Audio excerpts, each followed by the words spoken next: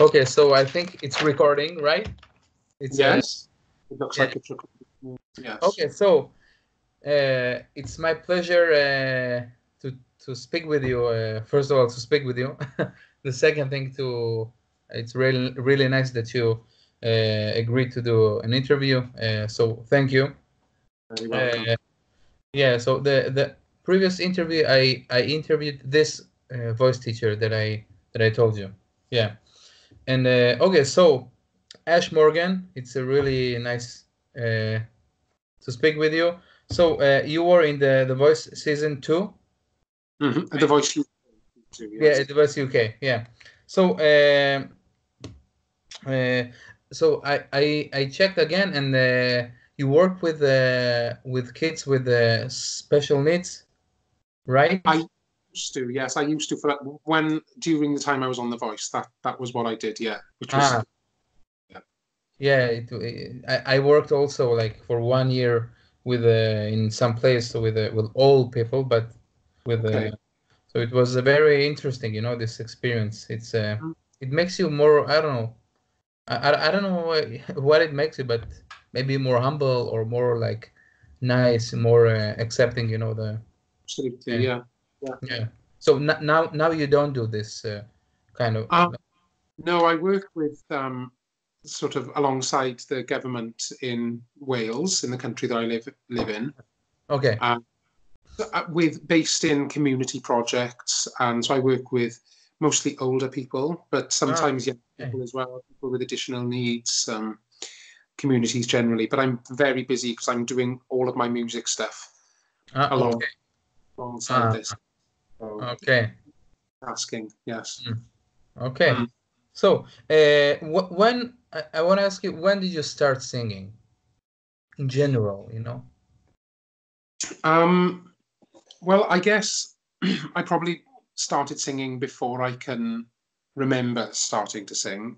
Oh, My mother has always remembered me singing since I was probably old enough to be able to verbalize from my mouth. oh, Um, really? Mm. yeah, but I became conscious of being able to sing, I guess, from the age of um, 5, 6, 7, 8. I can remember Ah, thinking mm.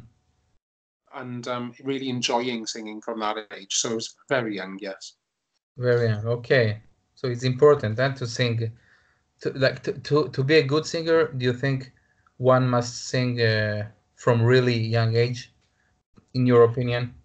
Um, it's not really anything I have an opinion about. I guess really great singers usually sing from a very young age, Mm. and that's the theme. I don't know anybody, even in real life or in the music industry, who is a really great vocalist who started to sing in their teens or in their 20s. Or I Yeah, don't, they could be, yeah, but for me, it's like it's kind of like breathing. And I guess the singers that I enjoy listening to are people who really sing the ins and outs of a bucket. So they're real vocalists who probably wake up in the morning and sing before they go to sleep. yeah, Yeah. yeah. So it's So, like, and I assume that's probably been there since they were very, very, very young. yeah, yeah, yeah. Yeah. I also remember, my father was a tenor, and Oh, also he was singing like different music. So I have like in a tape, when I was 4, so nice. I'm singing like some Neapolitan song. Like oh Mari, da da da da da da. So known as, Oh, yeah, that's yeah. very you have to be singing semi-operatically. So it's funny because after 1 week that I was in Rome, I sang this same Neapolitan song for in somebody invited me to sing in a restaurant for 1 hour Neapolitan songs, and he told me, "Do you know Neapolitan songs?" I'm like, "Thank you, Father, for teaching for singing this." Yeah. How, that's really cool. Yeah. So, Okay, so we started. You started to say. So, what kind of music you grew up with? You know, like from, let's say, from 10 years old and then until like 20. From 10 till 20, my love for um, R&B, soul, jazz, gospel, even like hip hop, Mm-hmm. um, had and some elements of pop as well if the vocals were strong. So all of that was already. I remember being very keen on things like gospel and soul and blues and jazz when I was 7 or 8 years old. So by the time I was 10 and in my teens, I knew a number of artists by this point and sort of had my favourites and was aware of Ella Fitzgerald and Aretha Franklin and Sarah Vaughan and Stevie Wonder and Otis Redding. So it all happened very early on. Really, they were all who I grew up listening to, and a lot of gospel music. Ah, a lot of gospel. A lot of gospel, yeah. Oh, really? So yeah, I can't I can't remove my voice from those influences because they were formative. Yeah. Also, like you went also to like churches sometimes of like gospel, or do you have like experience of this, or? Sadly, it's all in my head, literally. Um, no, I did. I mean, growing up in Wales, there's obviously churches and religion here, Uh, but gospel, uh, that uh, gospel, it's very American yeah. concept and way of worshipping and a way of singing. And Yeah. so, no, I've never. I've been to America in since and visited a gospel church, and I have friends who are gospel singers in America now. Uh, But growing up, it was just a love for the sound and the richness of the voices that come from gospel and I still adore it's them. crazy. It's crazy. It's crazy. It's just that the synergy, the blends on the voices in gospel choral singing and the individual tones of like lead gospel singers still mesmerize me. Yeah. Still chant me, yeah, literally. So Do you know like do you know some worship things, or you just listen to this? You know, like by heart, like some worship parts, or um I know some sort of little bits of gospel songs, ah, yes. really? Ah, okay. Yes. Okay, let's pray a little bit. Just kidding. Well, I grew up the first song I ever sang in a gospel style, I guess, was Amazing Grace, which is very quintessential. It's like an enormously famous song. Yeah. Um, and yeah, growing up on those, and like Oh Happy Day, they were songs that I listened to growing up, but my sort of understanding of gospel music is more comprehensive the older I got, and Yeah. the more songs by individuals I listen to, yeah. Yeah. So, mm, but I I know I feel, I sometimes I feel like if I need to sing something, I don't know, some R&B or something. So I think like for me, if I listen and then try to sing along with the gospel, it frees like the voice and the energy, right? It makes you like yeah, it's yeah. Also for you, do you feel like yeah.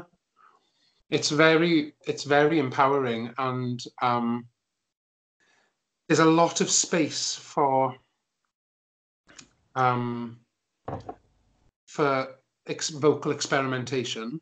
yeah, There's a lot of swing in the actual instrumentation of the music itself. So there's the tempo is swung in a way that is very friendly for a singer who enjoys long notes and melismatic notes. Like it's very very friendly to that. So yeah, I can't get enough of it really. yeah. Yeah. Okay. So, the next question. Okay. So we talked about it, this before we recorded, but you said you didn't have any vocal training or some kind of. Mm, Well, just no. I mean, I attribute everything I've learned to the singers that I've listened to for 20 years. yeah, But they weren't conscious that they were training me, but they were actually training me, like low key. yeah. But no, I've never had singing lessons. We had sort of some experience of that on The Voice. There were singing coaches there who Ah, would give some exercises on how to warm up the voice. So I did learn a few little tips and tricks, but I don't. If I mean, mm. I don't use them. I don't use them since The Voice. Do But you remember the name of the vocal coaches there? Because I know one that he was on The Voice, but I don't know what year. so there was Evie Burnett, who's a very famous vocal coach in Britain. Ah, She has done these sorts of shows, I think, since they began. ah, She's a blonde lady, very, very nice and very good at what she ah. does. Um, there were other ones, and I feel terrible that I can't remember their names. Jo Joshua Alamo was there, or Oh, I've heard of this name, but I wasn't taught by him. No, ah, I've heard of him. Yeah, he rings a bell. This name. So yeah, he's from UK.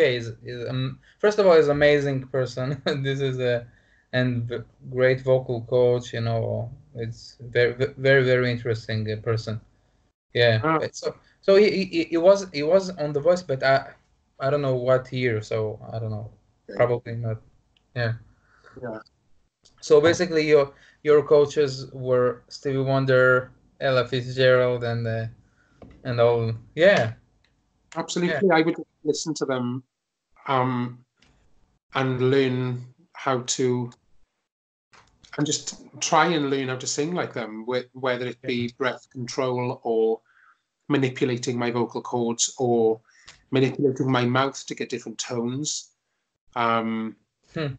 and the way that their phrasings, listening to Sarah Vaughan's phrasing Yeah. is in and Ella Fitzgerald's phrasing, like the choices that are made about how where they take their breaths and where they sustain a note and how they add colour and texture to Yeah. a vocal performance. I learned so much. Yeah, yeah.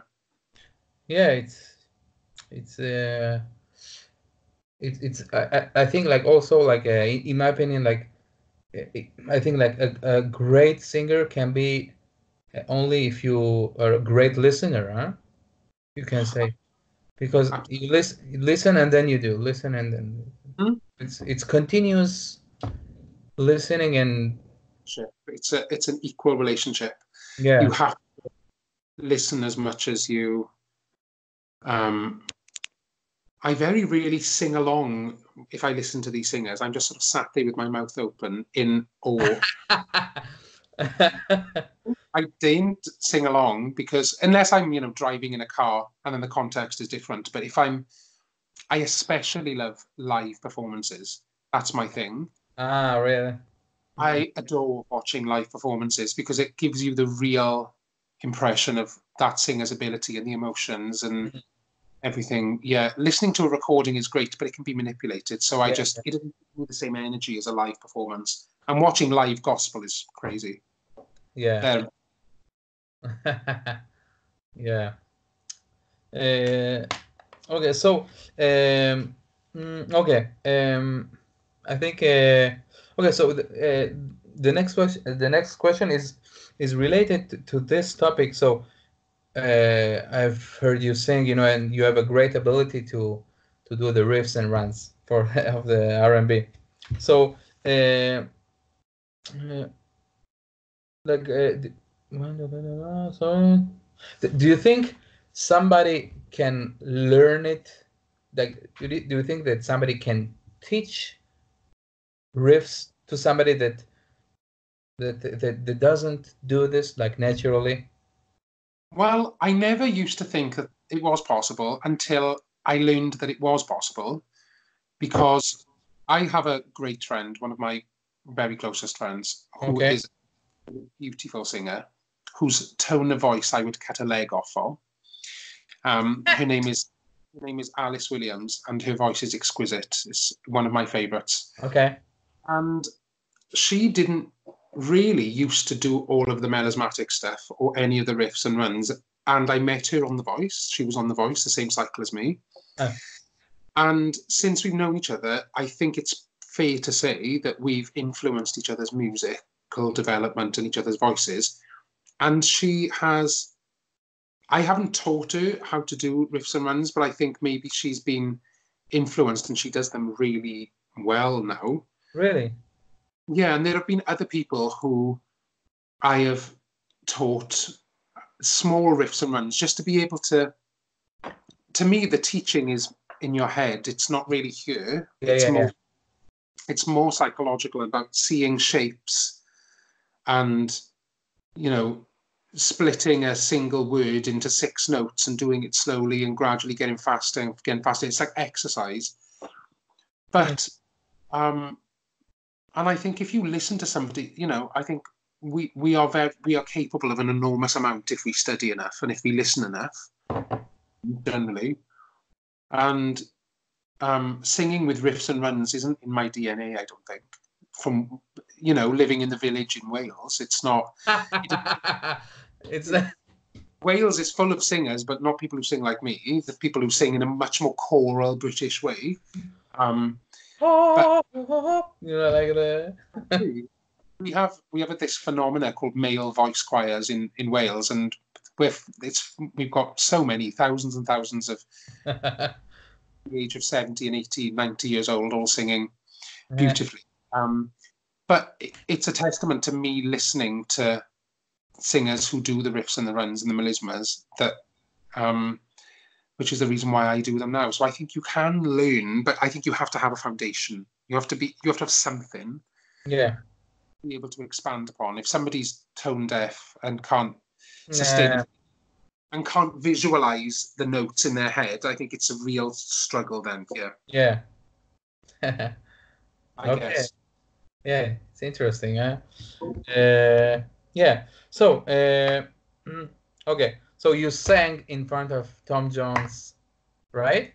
Jessie J. The 2 other what were who? will.i.am. will.i.am and Danny Donahue from The Script. Wow. Amazing vocalist. So how was the experience, like singing in front of like Tom Jones, Jessie J? It was kind of surreal, really. It was just very surreal. I don't think I can pinpoint it down to anything. There were elements of, like, it was just really surreal. It was brilliant and amazing, but very strange and weird. And I was so nervous all the time that I didn't really have time to reflect or absorb it in a normal way, because I wasn't feeling very normal at the time. I was feeling very like it was just a very crazy situation. But no, it was fun. It was amazing. Yeah, and yeah. What did you think about in that moment that Jessie J came to the stage and said? I mean, I didn't know what to think. I didn't know whether she was going to take the mic off me. She was going to sing with me. She was going to. I had no idea. So yeah, it was surreal, but it was amazing. I mean, I'd been following Jessie J's career since before she was signed. So when she was singing in her bedroom. Yeah, the video, the famous video. The famous videos of her sat in her bedroom singing her songs before her album had come out and stuff. Yeah. So to go from that situation to being on stage and having her turn first, to then have her sat at my feet while I sang to her, just surreal. It's surreal, huh? Yeah, completely surreal. But amazing. I mean, I'm very lucky that I had such a inspiring event in my life. And surreal. And I'm not quite sure, but you worked with her after in the So I could not work with Jessie after. I mean, I wanted to work with her anyway, so it was just serendipity. It was just really good luck that she happened to turn first. if somebody else, if Danny or Will or somebody else had sat on the stage, I probably would have felt compelled to go with them, because when somebody expresses so much enthusiasm over your voice, how could you not reflect that back? So it was lucky that it was Jessie, because I wanted to go with Jessie anyway. So Yeah, it was very he did this, yeah. yeah. So what did you learn working with her? What can you say that professionally? Well, I learned quite a lot about how to stay well as a performer, how to look after my throat and how to look after myself, what to eat, how to take care of myself. I learned a lot of stuff like that, which I didn't anticipate Oh, learning. really? Yeah, she's very, very virtuous. I don't know how many people, I guess fans of her or super fans would know, but she's very virtuous. She doesn't drink alcohol. She literally drinks water all the time. Mm. She doesn't smoke. She doesn't do anything sort of bad like that. She's a vegan. She's very virtuous and takes care of her body, because to be able to maintain the energy that it requires to sing like Jessie J night after night around the world, you know, she takes care of her body in a way that reflects the demands. So I learned a lot about it from that perspective. But I guess she said that I was very loud. I was singing with her at one point. She was like, "Ash, you're so loud." Really? Yeah, she said, and I knew that I had a loud voice, but I thought she had a loud voice as well. So I thought it was pot calling the kettle black a bit. But so I learned, I guess, to control my voice a little bit. She's younger than me, so I reluctantly learned anything from her because she was much younger. But actually, she's extremely good, so I didn't mind in the end. But she learned me. She taught me how to just to not give everything all at once, and to be sort of controlled about my performance, and to not, yeah. So I guess she's helped me, and even in the years since The Voice, she's in my mind, and her pieces of advice are in my mind. So yeah, she's great. Oh, she's amazing, huh?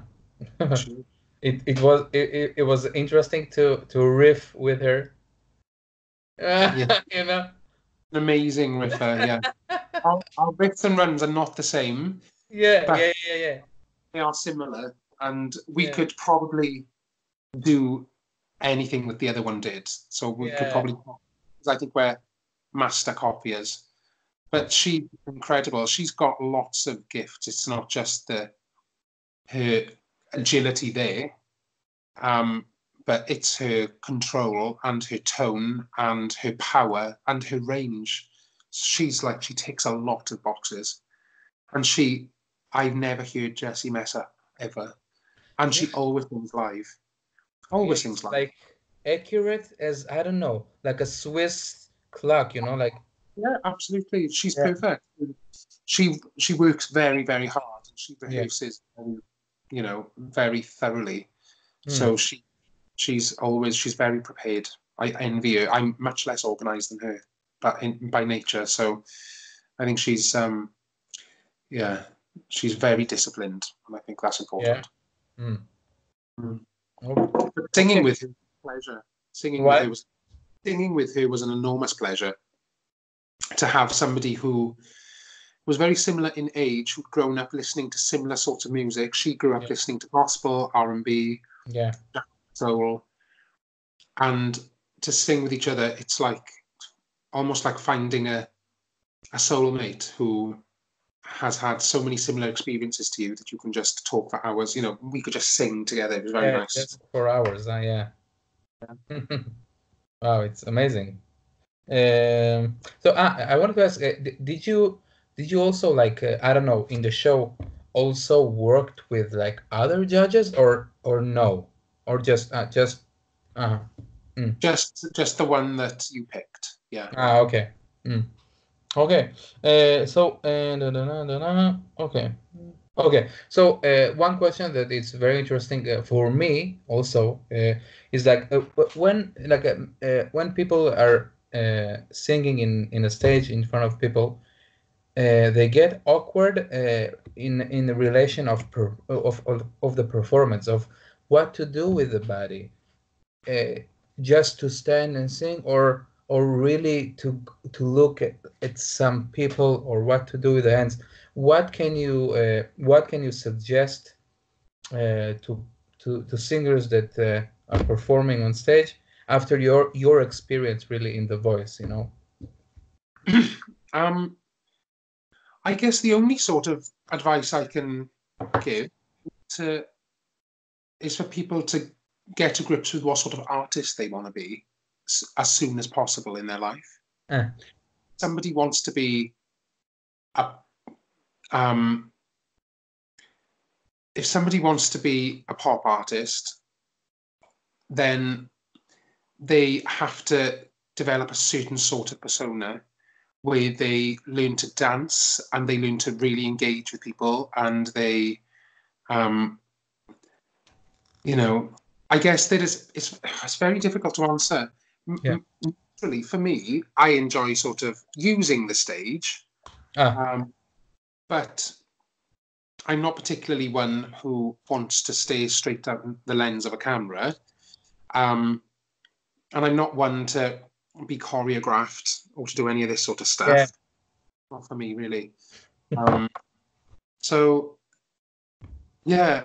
I think it's whatever feels natural. I think my only advice would be to do to people whatever feels natural to them, unless they want to pursue a career where they need to do more in a certain area. Then you have to do that. I mean, on The Voice, I was told that I should be looking down the camera and really engaging with people and doing sort of that. It didn't feel natural to me, but I was being given advice by people in a competition where I needed to get as far into that competition as possible. So I kind of had to compromise on what felt natural to me. But when I release my album, that will be released now within the next 2 months. And we will talk about this in the end of the interview. Yeah. When I do this and I'm doing performances and shows, then I will simply only do what's natural to me, and I'll only be led by what I want, what feels comfortable to me, because to deliver the best vocal performance, you have to be comfortable. And some people can deliver an amazing vocal performance while they're dancing on stage look at Beyonce, who has that incredible duality of being able to complete very complex dance moves and delivering knockout vocal performances. But Aretha Franklin never did this. Aretha Franklin stood quite still. Maybe she would groove a bit on stage and she would use the stage and walk back and forth. Mariah Carey doesn't dance. Yeah. Really. Opera singers certainly don't dance. A lot of the time they stand very, very still. But sometimes I guess they will move. They will make eye contact with cameras and with the audience. But it just depends on what sort of a performer you are. Yeah. But I think if you're comfortable, then you'll deliver the best performance. Yeah.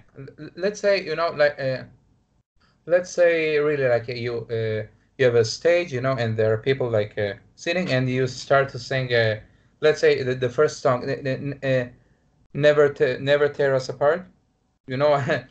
After your performance, then I listened to the original. I didn't know the song. Oh, okay. Yeah, so a different version. Yeah. Yes. So let's say you start, like, I'm not talking like in a TV show that there are cameras, just audience. Do you think like to go a little to use the stage more, just walk around and just? I enjoy doing this. I mean, I wouldn't want to. Okay. I enjoy doing this, yeah, but I wouldn't necessarily encourage other people to do it unless they felt like it fitted their act. Some people sit at a piano in the center of the stage, so they're not able really to do this. But and I guess there are other performers who stand at a mic stand and just belt them out, and that's enough for people. But personally, for me, I enjoy a cordless mic, and I enjoy walking around and sort of semi-engaging with people. Yeah. But I mean, you won't see me diving into the crowds anytime soon.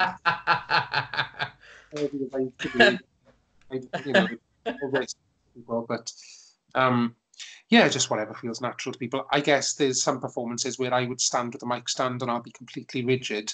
I'll use my arms to try and express as much as I can physically in a way that matches my vocal performance and the sentiments of the song. Yeah. But I just take it song by song, really. Because people, like I'm more asking for the people that they start to perform, and they will be rigid because they don't know, they think that if they open the arms it's like awkward, so people will think why it's awkward, like, It's so confidence. I think it's confidence. When people confident, huh? when people first start, they're completely rigid, and the nerves are coursing through their veins, I think, and all of their energies are centered there and there. They're not thinking about their arms or their legs. Their arms and legs don't exist in that moment. It's just, they are literally just a voice and a mouth. But I think the more you do it, then you begin to loosen up, and the performance itself, the vocal performance, becomes more natural, and you can be more conscious of your body and be more conscious of your positioning on stage. It's just through experience and building confidence, I think. Experience, huh? Experience, building confidence, of course. Yeah. Okay. Yes. Cool. So yeah, I wanted just a quick question. Do you do like vocal warm-ups before, like, you need to record a song in the recording studio? Do you do some warm-ups? Well, yes, not as often as I should, but I try to always book studio time in the evenings. To what? Oh, sorry, I didn't listen. I always try to book studio time in the evenings, so that my voice has naturally warmed up throughout the duration of the day. Talking and laughing and singing, probably, because that's the way that I spend my days. Last week and the week before, when I was recording the pre-production elements of the album, and I had to sing at 10 a.m., 11 a.m., my voice was awful at this time. It's a very bad time, and I prefer naturally warming my voice up and recording in the evenings, but I do have some warm-up techniques that I do just to stretch the, this sort of thing, going right up to the high and right down to the bottom, which I find helps me. And I do riffs and runs on repeat, and I go up the scale doing riffs and runs. The scale. Yeah. Like, like this. Those sorts of things. Because with a riff and a run, or melismas, that I think the steps in between the steps in between the notes. That's the second time. I don't think that's going to stay there. There we go. This is okay. I think the steps in between the notes need to be clean, and they need to be just clean and what's the word I'm looking for? Like orderly. So to be able to do that, I sometimes do warm-ups just to get the runs cleaner. Yeah. Absolutely. Okay. Cool. Yeah. So I don't know. I think this will be a hard question, but do you? It's hard for me also to ask, but do you suggest people to go to these like realities? Well, I would recommend people go onto a reality show if they have something ready to drop afterwards. Yeah. So if somebody is making an album, or they know what they want to do afterwards, and they're using this as a bit of a springboard into that, then I think it can be a really good way of just accelerating how well you're known. But I didn't have this, you see. I didn't have anything prepared for After the Voice. You just went like for just to sing and Exactly. So I would just after it, there was just nothing. So, but I think if I went now with the album out and everything else, then it could be a really useful tool. But generally, I mean, I would never go on one again. Well, I don't think I will.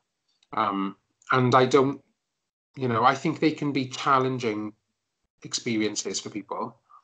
I think I was very lucky. I had all around a very good experience. I wasn't the victim of any cyberbullying or any harsh comments by the judges or anything like this. But I think some people can have different experiences. So I don't know. It's very unique to the person. But I think if somebody has a band or they write their own music and they have shows lined up and they're putting out an EP or putting out an album or releasing music, then to go on one of those shows can be really useful. Yeah. Yes. Okay. So one question before that I want to talk about your new album. So this is the new album or first album after?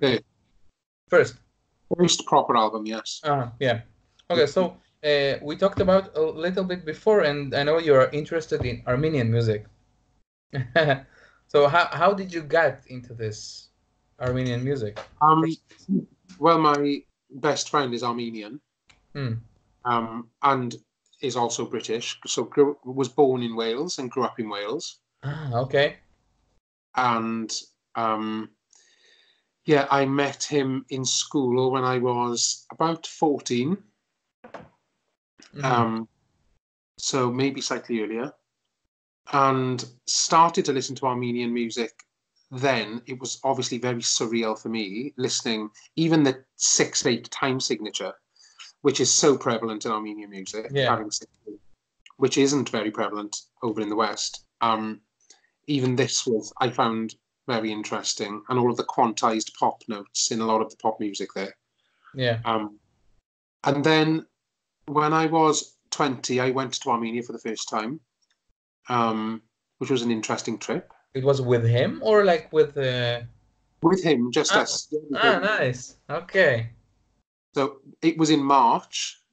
Which you obviously know Armenia. For the first half of the week, I tanned and was sun tanned, and for the second half of the week, it was about a foot of snow because it's March in Armenia, so you never know what you're going to get there.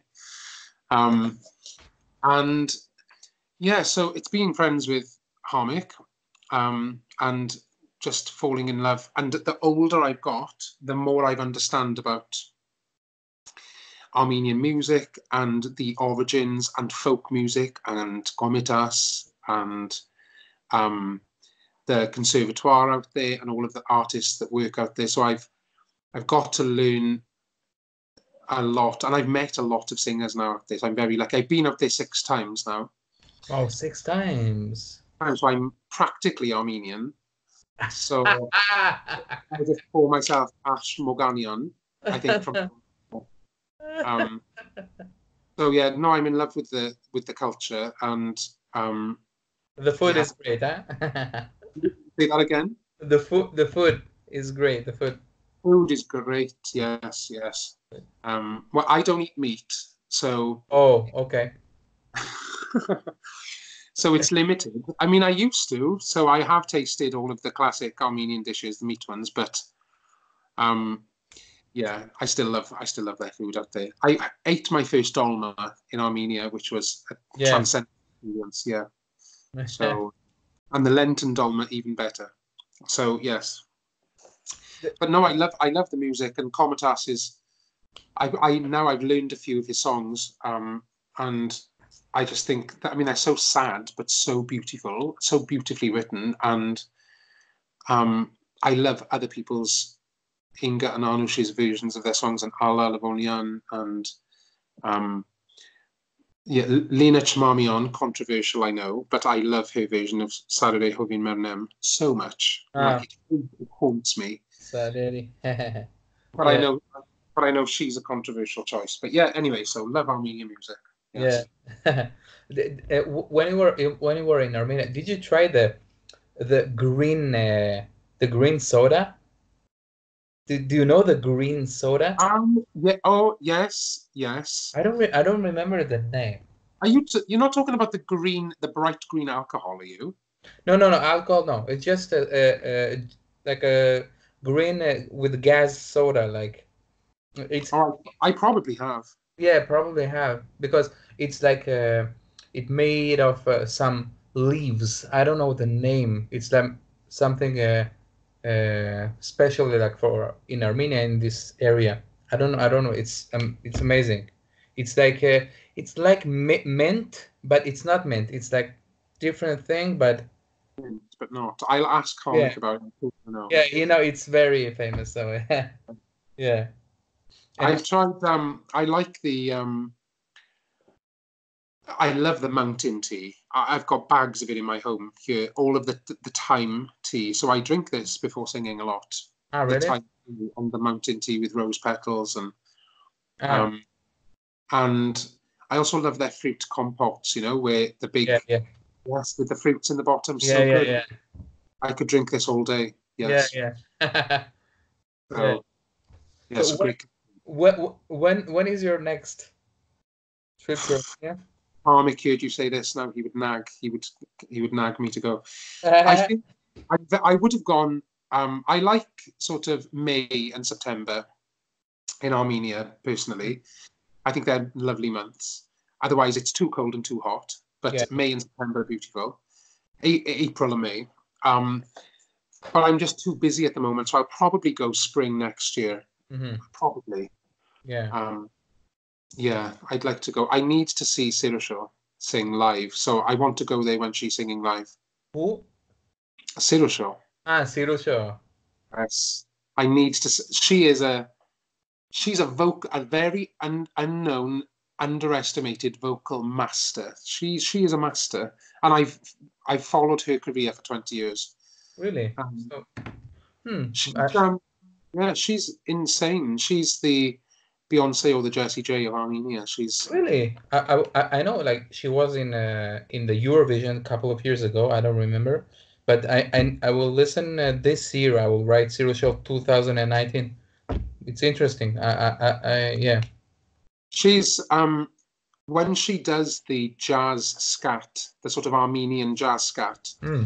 Um, her voice is she's a master at manipulating her larynx. She's incredible, but she's just not known. She did Kele Kele in Eurovision. Like, I don't remember the. Do you remember the melody? I don't remember. Yes. How was? I don't remember Um, the chorus. you wanna be with me? You Ah, think and dream of me? Come, Kele, move, Kele, all right. And Kele, Kele, ah, Kele, Kele, uh, Kele, Kele. Yes, yeah, no, but yeah, she's yeah. great. There's a part. Have you heard the song? Have is it Havatumim? Havatumim. Is it? Does that? I don't understand what I'm saying, but does that make sense? Yeah, Havatumem is a I believe. I think Havatumim. She sings a song. I'll send you the link. It's Yeah. very, very. Oh, cool. Okay. Her voice is insane. Yes, insane. And her Okay. mother's a singer, obviously as well. What? Her mother is a singer. I knew something like this. Yeah. Mm. So I wanted to okay about your album. So did you do the kickstart or something like this? That yeah, and it's over or what? So it's in the middle of the Kickstarter. Ah, okay, cool. So it will be nice for to put your link to the Kickstarter. You That know will be. after. There's Yeah. about 25 days left or something like this. It's quite Ah, long. It goes on for quite a long period of time. It went on for 45 days, so we're about 20 days. okay, okay, okay. So what? This is your album, and this is like what genre? Like it's more R&B or more pop or more. It doesn't really fit into a genre, I must say. It's a bit Mm, of a patchwork quilt. mm, So there are elements of jazz, elements of soul, elements of folk, elements of sort of power pop, soft rock, because depending on how you want to see how you want to pop. It's sort of Nina Simone crossed with Muse, crossed with I don't know. It's very eclectic. It's very difficult to categorize. For publicity, I need to develop a way to categorize it more simply than what I've just said, because it takes about 4 minutes. Yeah. So it doesn't fit into any genre easily. Yeah. But yeah, it's a bit Nina Simone, a bit Adele, a bit Muse. Adele. So there's powerful vocals, but there are synths, pianos, guitars, strings. There's 6/8/4/4. So there's lots of different elements. Yeah. Yeah. Just a minute. Okay. So these songs you wrote, or you wrote melody and the lyrics? Mm-hmm. Yes. Okay. I just somebody's will come in a couple of minutes. Okay, so so I want to say again that I love your singing. Thank you. So, especially when you sang "Beautiful Nightmare," right? Well, I wasn't well on the voice. I had a throat infection when I sang this. Really? I know. So the rehearsal for that song was so much better. I've told this story 1,000 times. The rehearsal for this was so much better than the actual performance, but I love this song. It's so delicate. It's nice. Yeah, I really like the end. What you did in the end with the music. It's like it was something unusual with the key, with the notes. I went into the Arabic scale for the end. And it was like I got like my hair like. You will hear so much of this on the album, so much. I go into the Arabic scale. It's because I'm addicted to Arabic music, you see, as well as Armenian. So you'll find the Arabic scale everywhere. Yeah, in my album.